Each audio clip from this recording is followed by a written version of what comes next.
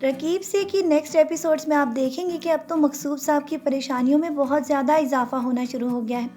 ایک طرف تو ان کی بیٹی انشا بھی ان کے ساتھ بہت زیادہ اس بات پر خفا ہے کہ وہ سکینہ کو کیوں نہیں رخصت کرتے، جبکہ وہ یہ صاف جانتی ہے کہ اس کے والد تو واقعی میں سکینہ سے بہت زیادہ محبت کرتے ہیں، اور یہی بات اس کو گوارا نہیں کہ یہ دونوں ماں بیٹیاں اس طرح اس کے سامنے منڈلاتی پھریں۔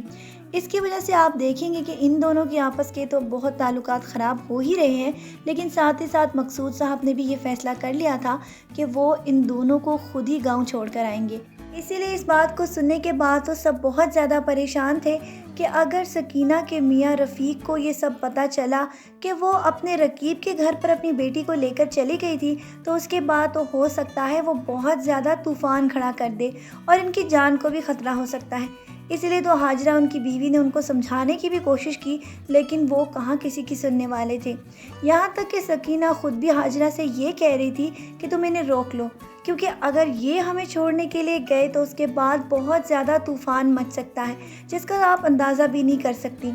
ہاجرہ بیچاری تو پریشانی کے مارے ان کو سمجھانے کی بھی کوشش کرے گی، لیکن مقصود صاحب کسی کی بھی بات نہیں سنیں گے، اور وہ آخرکار ان دونوں کو لے کر خود ہی ان کے گاؤں جانے والے ہیں۔ لیکن سمیرہ تو اپنی طرف سے بہت زیادہ کوشش کرے گی کہ وہ کسی طرح گاؤں واپس نہ جائے۔ اس کو تو ان کے شہر کی زندگی میں جتنا سکھ اور سکون مل رہا ہے، وہ تو کبھی بھی نہیں چاہے گی کہ وہ ہاجرہ اور اس کی بیٹی انشا کو چھوڑ کر واپس گاؤں چلی جائے۔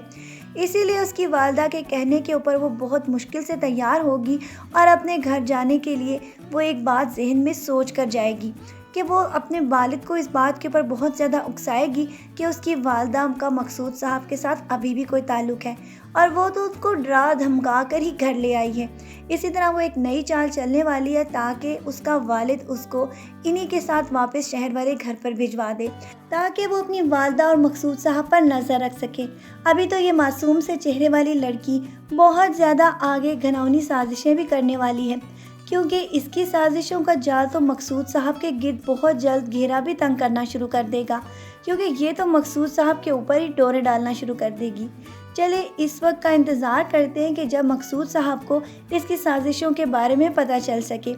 آج کی پرومو ریویو ویڈیو کو تو یہیں ختم کرتے ہیں، اور نیکسٹ پرومو ریویو ویڈیو میں پھر ملتے ہیں۔ اپنا ڈھیر سارا خیال رکھیے گا بہت ساری دعاؤں کے ساتھ۔ اللہ حافظ۔